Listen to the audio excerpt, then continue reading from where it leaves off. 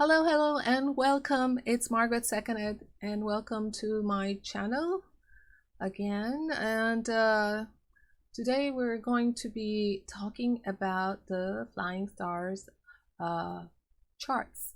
So we have at least 4 Flying Star charts that we usually Feng Shui practitioners usually work with. Now we're going to touch on the 3 important charts. It's not that the 4 is not important, but the 3 most used flying star charts by Feng Shui practitioners that uses the compass system or a compass Feng Shui. So let's get started, and like to get on explain a little bit about the different charts and their functions. Bear with me. Anyway, the flying stars belongs to the more advanced compass school of Feng Shui. So which considers the time and space dimension, and it's incorporated into their formula. So this school basically formulates a 9 palace chart with numbers 1 to 9, and it determines the quality of energy or qi in the 9 different sectors based on these numbers. So each number is given a certain type of energy, so it can either be good or bad. So this formula will have the stars flying around in the chart and landing in certain areas of your home. No, so basically it is a formula method of analyzing the energies of a space or a place. Okay, now when we talk about the time dimension, we're talking about the solar calendar in terms of flying star Feng Shui, because the flying star Feng Shui uses the solar calendar, which is a calendar that's that tracks the movement of the Earth around the Sun. Okay, known as also the Xia calendar. Now it uses February 4 as the start of every year, more or less, which coincides with the start of spring and the 4 seasons. Now, one cycle of time lasts for 180 years, and altogether there are 9 periods, as you can see here in this chart, in one cycle of time, which means each period takes around 20 years and is ruled by a number, by number 1 to 9, So we have 3 periods here, the upper, the middle, and the lower period. And as you can see here, 2004 to 2023, we're now right in 2020. It is in the lower period of period 8. So it will run for 20 years. As you can see, the next period that's coming in is period 9, which begins from 2024 to 2043. The thing is, like, even if period 9 is a few years away, we already can feel the energies of period 9 creeping in the years right now, like in 20, probably it started, you can probably feel it in when it started around 2017, 2018, 19, 20. So the energies of period 9 is already kind of upon us. The effect is already affecting us. The energy is already affecting us, and so you can tell, because some of the happenings that we are seeing right now is more related to the number 9 and the period 9. The 9 fire element, right? So this is the time dimension, as we just spoke about in the Flying Star Feng Shui. Now, the other thing that we have to consider here is the different charts, and with the different chart goes with it the different energies. So generally, most feng shui masters or practitioners would use the flying star formula to determine the following, the natal flying star chart of a house, which is based on the period of birth or when it was constructed, and the facing direction of that building or that property or that house. This chart will not change unless the building is being given a rebirth, or how do you call it, when it undergoes a total renovation or a rebuild. Okay, and with that, the natal flying star chart, of course, is is tantamount to the permanent energy of the property or the house. Okay, so the next one that we have here is the annual flying star chart, and it's based on the reigning annual star, which is in the center of the chart. And if you later on, I'll show you the grid chart and the pie chart of the anyway, the annual flying star would be the star that is in the center, and it determines the distribution of the good and bad directions for the entire year. Now this chart changes every year, as as how it's called. It's an annual flying star chart, so it actually shows the annual energies of the property for that specific year. And in that case, likewise, it changes over the years. Okay, now the third one that we have here is the monthly flying star chart, which of course tells you the monthly energy that is flying around, or that's located in your property or in the building. Now it's based on the combination of the annual flying star chart and the movement of the monthly reigning number in the center. Now this chart changes every month, and explains why the luck changes also every month in a particular area or in the same area, right? So the east might be good, but who knows, next month the east area might not be that great. So most practitioners who are not so particular about it tend to ignore this chart or use it, but some actually do use it, and some also use the daily flying star chart for more specific activities.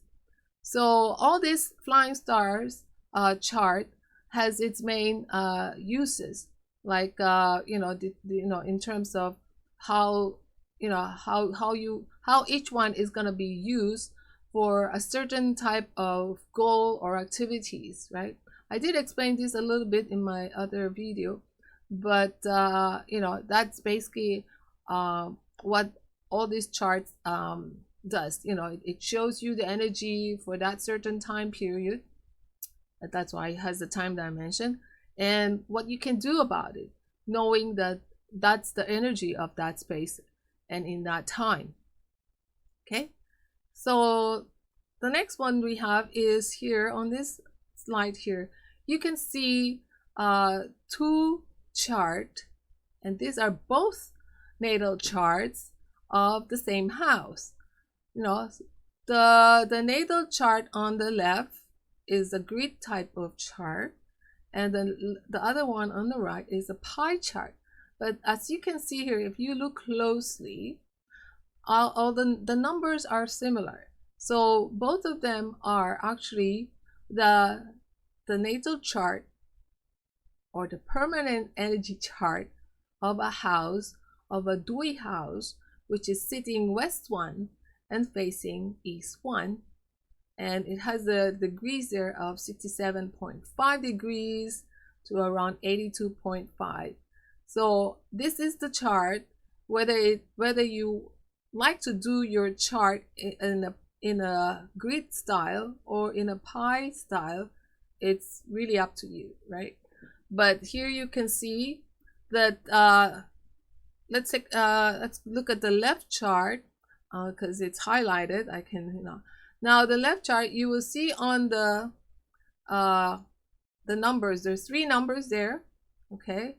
And in a natal chart or a permanent chart, you will see 3 numbers. One will be the sitting star, the other one will be the facing star, and the other one will be base. So the number in black is your sitting star. The number on the green is your facing star, and then the number 2 in the center is your base star. Okay, so and did I say that right? Facing star is the green one, sitting star is the black number, and the base star is that big number red in red.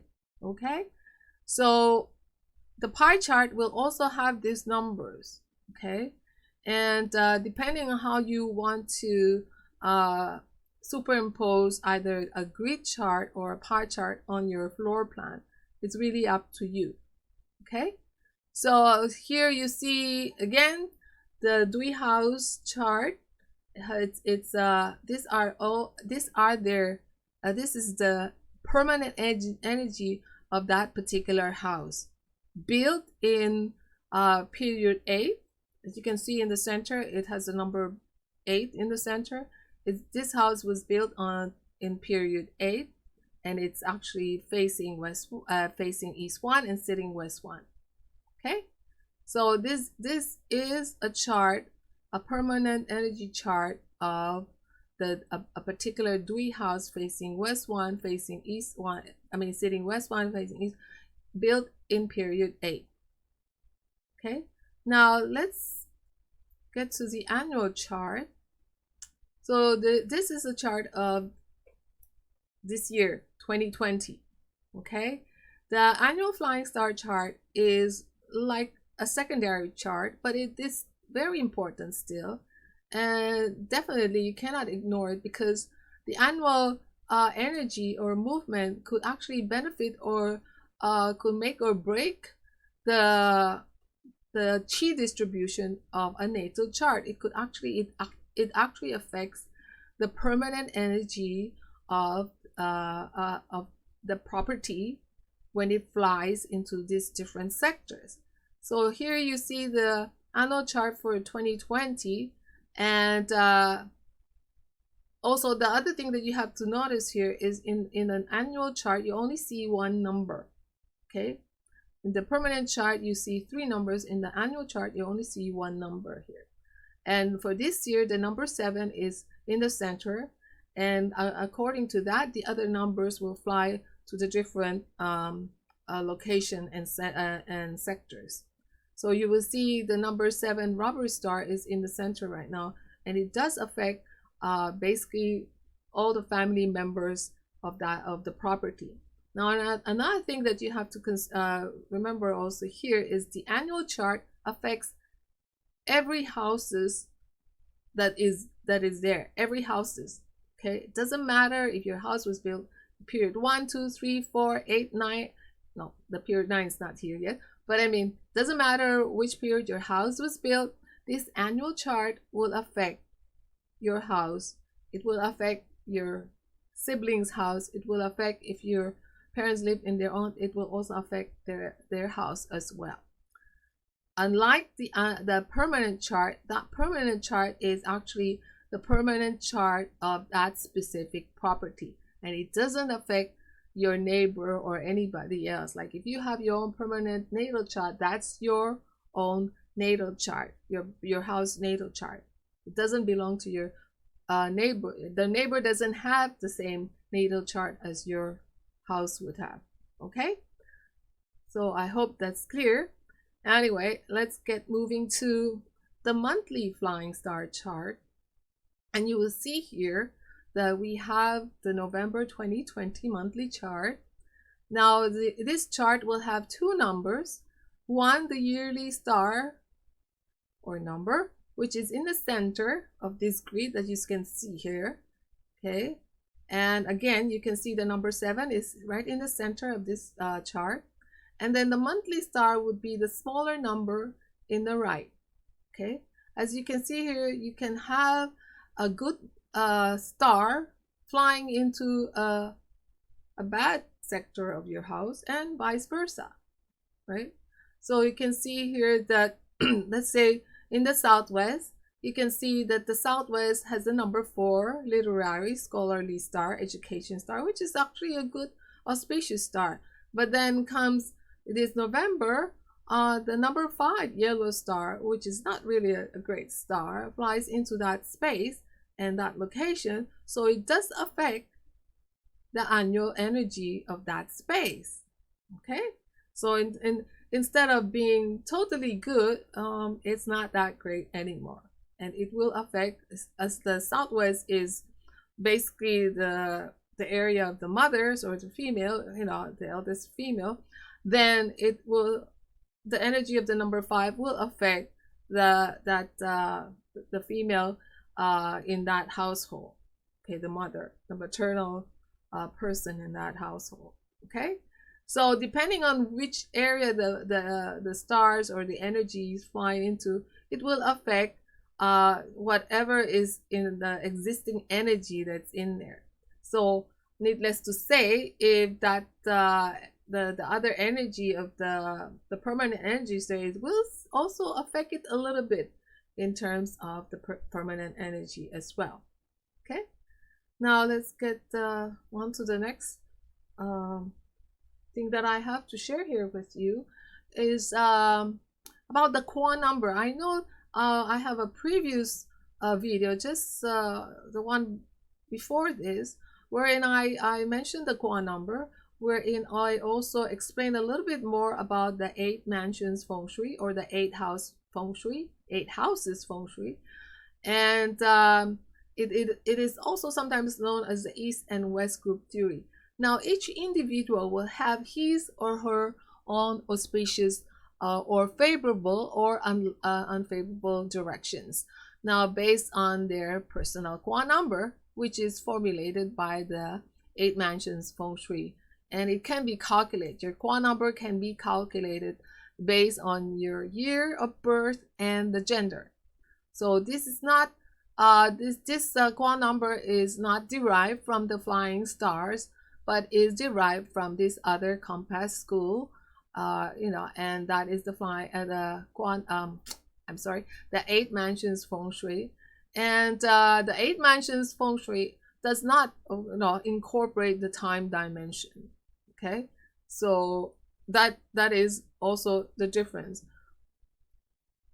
Okay, so let's get moving. So if you want to check out more about the Qua number, please go to my previous video. I think it's identifying the properties energy and East-West group theory. Okay, so check that video out, wherein I will explain a little bit more, wherein you can also you know, find the formula. I actually mention how you could actually calculate for your Qua number in that particular video.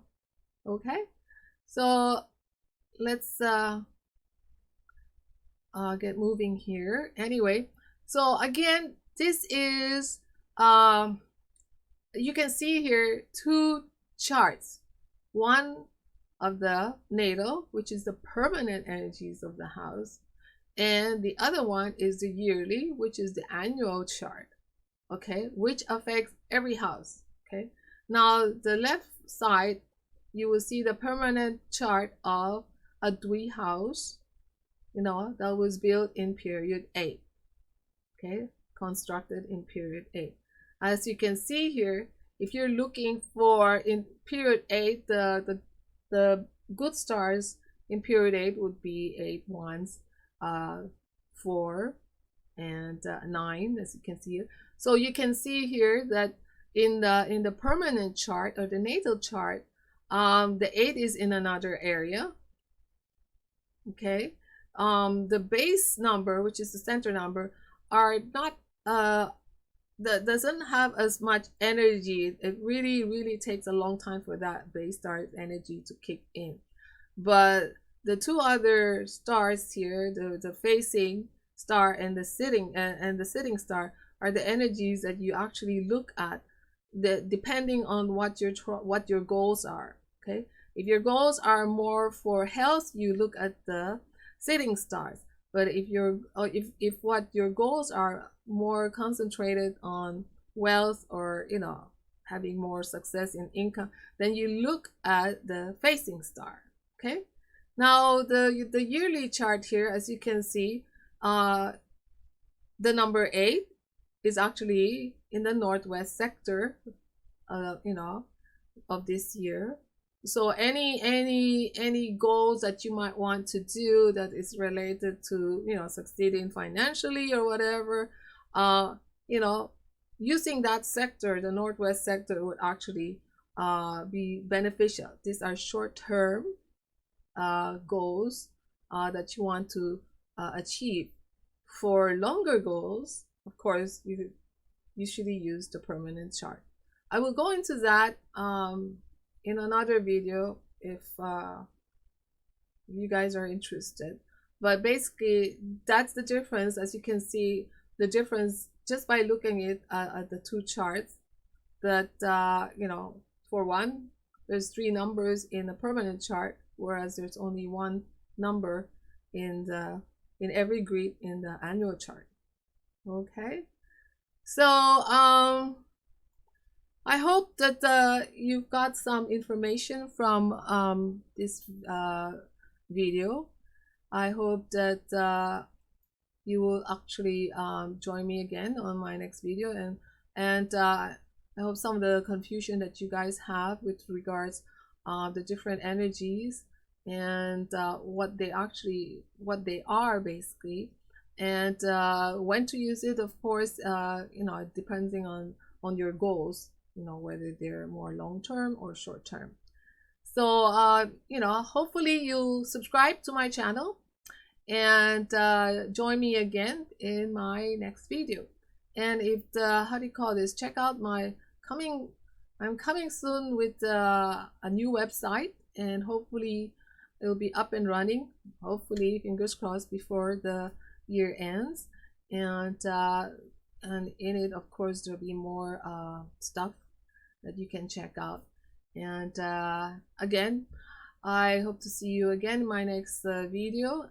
And so I'm Margaret Seconet, saying bye bye for now.